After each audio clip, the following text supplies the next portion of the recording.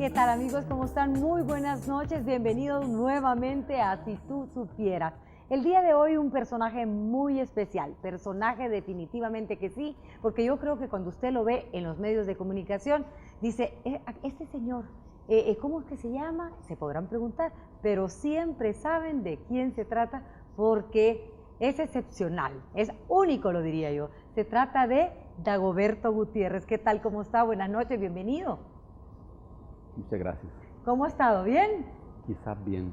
Bien, ¿y por qué quizás? ¿Por qué el quizás? Porque este es un momento en donde la única certeza es la incertidumbre. ¿Tanto así? Claro, y ya cuando uno dice que quizás bien, es un gran avance. Cuando quitemos el quizás, llegaremos a la materia. Bueno, Dagoberto, ¿y por qué su nombre? ¿De su papá o no? ¿De algún pariente o de dónde sale? No, es que mi papá, si es verdaderamente su nombre también. Sí.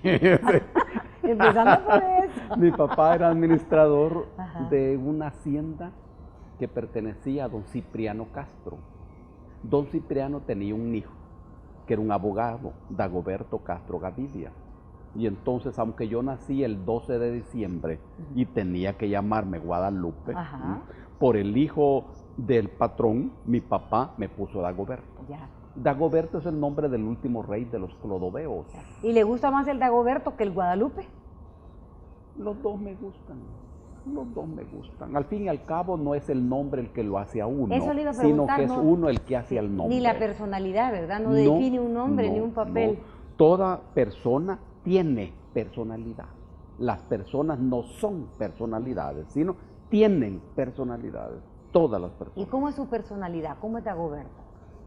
Muy tranquilo, muy especulativo, con mucha lectura, mucho estudio, con mucha capacidad de observación y con mucha atención a lo que dice y hacen todas las personas. ¿Es más importante observar que hablar? ¿O hay que hacer primero observar y luego hablar? Ambas cosas son importantes y son diferentes. El ser humano necesita hablar para aprender a pensar. Porque hablar es el acto de expresar el pensamiento.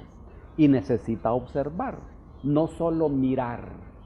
La observación es la mirada con atención, capturando el detalle y los aspectos no visibles. Quien observa tiene una gran capacidad de atención. Yo al escucharlo hablar así, no sé, no me imagino, y eso es lo que quiero que me explique. ¿Cómo fue Dagoberto de niño? ¿Fue un niño como los otros? ¿Fue platicón? ¿Tuvo siempre ese pensamiento, esa ideología? ¿O influyó su padre o su madre? ¿Fue amiguero? ¿Cómo fue Dagoberto? Como todo niño, uno tiene ideología. Y como todo ser humano, uno tiene ideología. Cuando uno está niño, la ideología es la de sus padres, la de su maestro, la de su barrio. Yo, como todo niño, fui un niño ideológico. ¿Y cuál influyó más? ¿La de su padre, la de sus maestros, de sus amigos?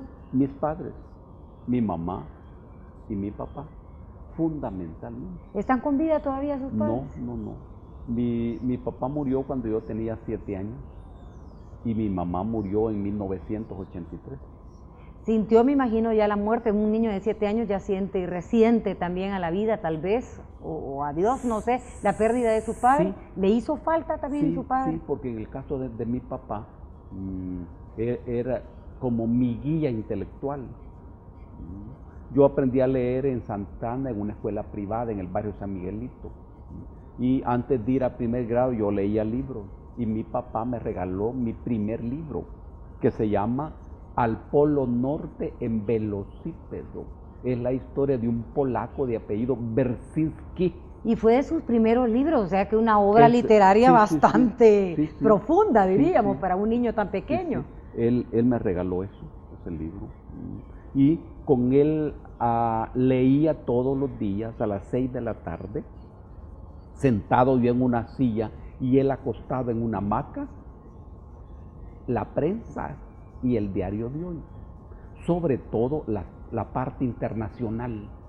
En ese momento estaba la guerra de Corea y yo siempre le leía a mi papá la guerra de Corea.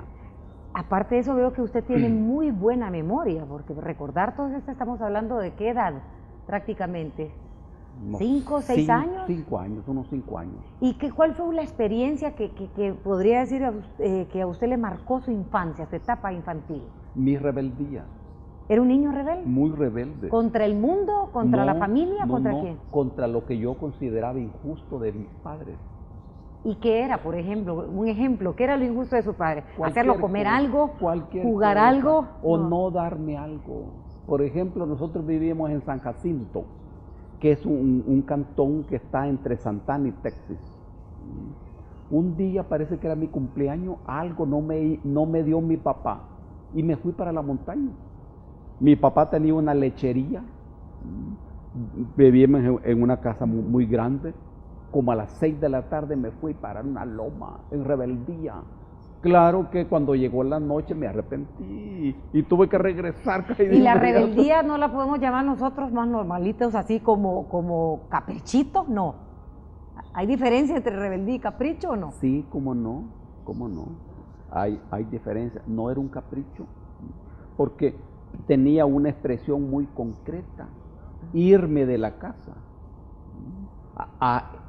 en la noche expresaba como una decisión contra lo que yo consideraba injusto, lo fuera o no.